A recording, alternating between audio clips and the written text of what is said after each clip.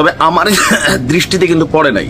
আপনাদের দৃষ্টিতে যদি পড়ে থাকে তাহলে একটু ভেজাল তো লাগতে যাচ্ছে, বাট আমার কাছে মনে হয়েছে, আমি এটা দেখিনি, আমি দুইটা ছবি দেখছি। একটা হচ্ছে ইসরায়েলের প্রধানমন্ত্রী নেতানিয়াহু এবং আরেকটা ভারতের প্রধানমন্ত্রী নরেন্দ্র মোদী, কিন্তু ট্রাম্পের ছবি কি কোথাও ছিল কিনা। দর্শক, বাংলাদেশে আজকে স্মরণকালের সবচেয়ে বড় সমাবেশ অনুষ্ঠিত হয়েছে আমাদের ভাইদের জন্য। আর এই সমাবেশের আগে পরে বেশ কিছু দৃশ্যপট এখানে চিত্রায়িত হয়েছে। একজন ভাই দুটা ছবি টানাইয়া তিনটা রূপসা দিয়া এরকম নিচে টানতেছিলেন, আর রূপসাগুলা গিয়ে তাদেরকে আদর করতেছিল, তাই না? এই ছবি এবং দৃশ্য এগুলা চলে গেছে কোথায়? আন্তর্জাতিক গণমাধ্যমে। বাংলাদেশের এই বিক্ষোভের খবরটা প্রথম প্রকাশ করছে বার্তা সংস্থা এপি। তাদের বরাত দিয়ে পুনরায় প্রকাশ করেছে প্রভাবশালী সংবাদ মাধ্যম ইসরায়েলের টাইমস অফ ইসরায়েল। সেখানে নেতানিয়াহুর ছবিতে রূপসার বিষয়টি মূল শিরোনামে উল্লেখ করা হয়েছে।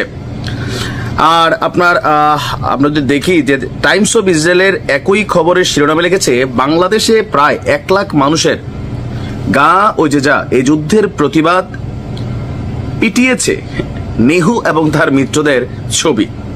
এই প্রতিবেদনে লেখা হয়েছে, হাজার হাজার বিক্ষোভকারীর বাংলাদেশের রাজধানীতে এই অভিযানের বিরুদ্ধে নিন্দা জানাতে র্যালি করেছেন। ঢাকা বিশ্ববিদ্যালয় এলাকার সোহরাওয়ার্দী পার্কে বিক্ষোভকারীরা জড়ো হয়েছিল, তাদের সঙ্গে ছিল ফিলিস্তিনের পতাকা। সেখানে তারা ফ্রি ফ্রি ফিলিস্তিনের মতন স্লোগান দিয়েছেন।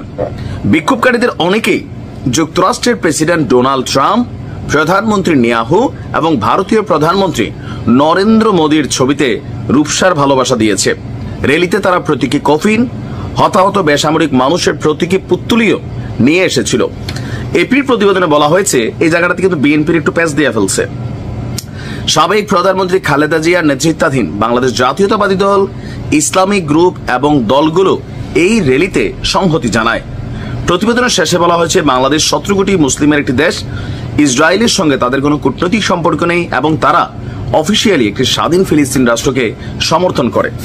এখন এই যে বাংলাদেশের এই খবরটা ইসরায়েলের গণমাধ্যমে যেভাবে আসছে, ট্রাম্পের যোগ দিয়া আমি আসলে দেখি না। আপনারা যদি দেখে থাকেন, যদি ট্রাম্পের ছবিও থাকে, তাহলে এটা একটা কূটনৈতিক ইফেক্ট তৈরি হবে, এটা মাথায় রেখেন।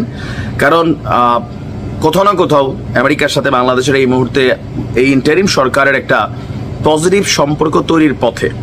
তার মাঝখানে এগুলা হলে আবার ওই যে ঘুরে ফিরে যে বাংলাদেশে একটা গ্রুপের উত্থান, দেখো এরাও তো এটা, বা এই যে আলোচনাগুলা বরাবর বাংলাদেশ নিয়ে হচ্ছিল, 5 আগস্টের পর অনেকে মুক্তি পাইছে যারা জঙ্গিবাদের সাথে সম্পৃক্ত ছিল, এরকম একটা কিন্তু জিনিস তারা তৈরি করার চেষ্টা করছে।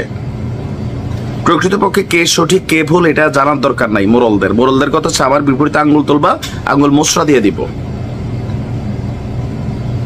নেহুর জানা উচিত সারা পৃথিবীর মানুষ তারে কি পরিমাণ রূপসার ভালোবাসা দেওয়ার জন্য প্রস্তুত হয়ে আছে।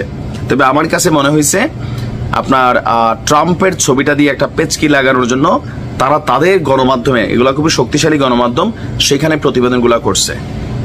যদি কইরা থাকে ট্রাম্পের ছবি দিয়া, একটু তো এখানে মিস্টেক হয়ে গেছে। বাকি যা আছে ভাই সব ঠিক আছে, যা করছেন। যাই হোক, বাংলাদেশের মানুষের এই যে অবস্থান, এটা যে তার কাছ পর্যন্ত পৌঁছাইছে এটা ভালো, বাট এখানে একটু পেচকি লাগানোর চেষ্টা করছে। কিছু রাজনৈতিক দলকে কিন্তু এখানে আলাদা আইডেন্টিফাই করা হয়েছে। ভালো থাকুন, আসসালামু আলাইকুম।